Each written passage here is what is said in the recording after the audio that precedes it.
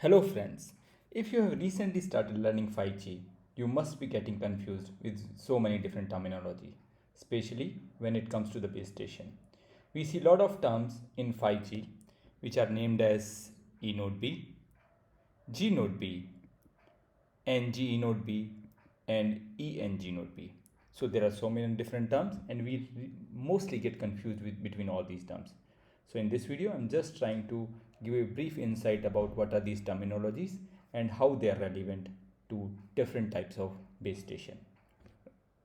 If you're watching this video on our YouTube channel, request you to like this video as well as subscribe our YouTube channel and press the bell icon for the early notification. If you're watching this video on our LinkedIn or Facebook page, you will find the link of our YouTube channel in the first comment. In addition to this, you can connect to us on LinkedIn as well as Telegram group for real-time updates. The link of LinkedIn as well as Telegram group will be given in the description. Let's move forward. So if we look at the definition of the base station from 2G to 5G, they were like very straightforward, where in 2G we used to have something called as base stations or BTS, base trans receive stations. In 3G we started calling it as node B, and in 4G we called it as E node B. Right, so it was pretty straightforward. We had BTSs, node B and E node B, and there were no major differences between all these terminology when we move across technologies. Right, so terminologies remain more or less the same. But that is not the case with 5G. 5G comes with different terminology and their meaning is quite different. So that's what we are going to discuss in next few slides. Moving on to 4G E node B, as we all know, when we have E node B in 4G, it will be getting connected to something called as EPC, which is Evolved Packet Core, and at a later point of time they also started moving towards virtual EPC. So it can be EPC, standard Evolved Packet Core, hardware dependent core network, or maybe virtualized core network. So there are no differences till now. It was just an E node B connecting to EPC or virtual EPC by using S1C or S1U kind of interfaces. S1C for control plane connects towards MME, and S1U is the user plane which connects toward S gateway. Right, so it's still the same, right? What we used to have in the past, that past generations, BTS, Node B, and now it evolved into E Node B. However, in 5G, we came up with a new name which is called as G Node B. However, G node B, initially they thought of getting into something called as gigabit node B or something like that, but finally the G here means next generation. Looks different, but yes it is. It's next generation node B. In 5G we call the base station as G node B, and this is something which connects you to the core network, which is called as 5G core network. And we have deployed our 5G core network in cloud and native environments. And if you really want to know more about 5G core network, you can look at some other video on our YouTube channel where we talk about core network in detail. This architecture is called as a standalone architecture, which is completely dependent on 5G radio and the 5G core network. But this is not the end of the story. In 5G, we also talk about lot of interworking between 4G and 5G network, and even my 5G node B's, 5G G node B can connect to EPC, as well as E node B connects to my 5G core network. So all the different options are possible. Let's talk about those options.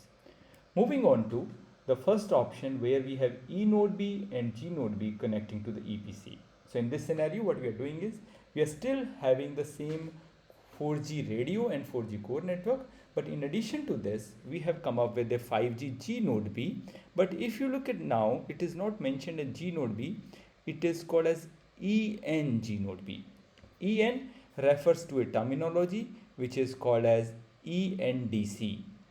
ENDC is EUTRAN New Radio Dual Connectivity. So here we are talking about the network which is made up of 4G node B, which is referred here as E node B, and G node B, which is referred here as N, called as NR. So in this scenario, because it is ENDC network, because user can connect to both U-TRAN network as well as new radio, we call this base station as ENG node B, where this ENG node B is connected to your EPC or virtual EPC. So in this scenario, we are not deploying any 5G core network, but we are just using the existing EPC or virtual EPC.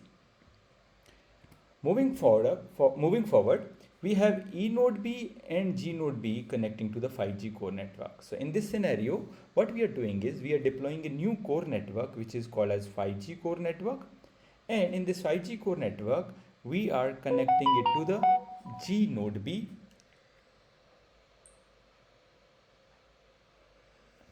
We are connecting this 5G core network to our G node B, and in addition to this, we are also connecting our E node B to the 5G core network.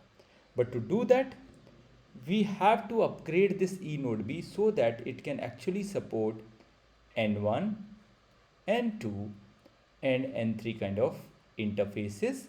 If you really need to know more about these interfaces and their protocols, we have created a video on 5G core network protocols and interfaces, so you can have a look at that video as well, right?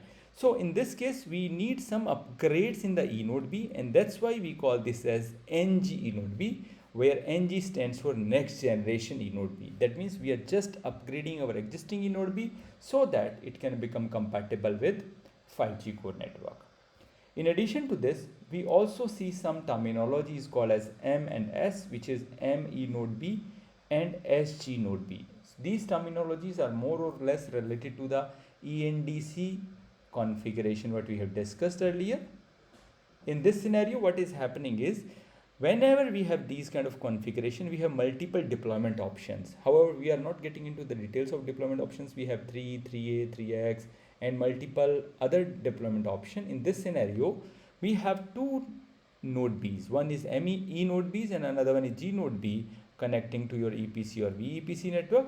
But out of those two node Bs, two node base stations, one is going to be master, which is mentioned as M, and another one is called as secondary, right? So we have one as master and another one as secondary, and that's where we call that M and S. M stands for master and S stands for secondary. So in this scenario, my E node B is the master one and G node B is the secondary one. So this is what we have as master and secondary E node B and G node B respectively.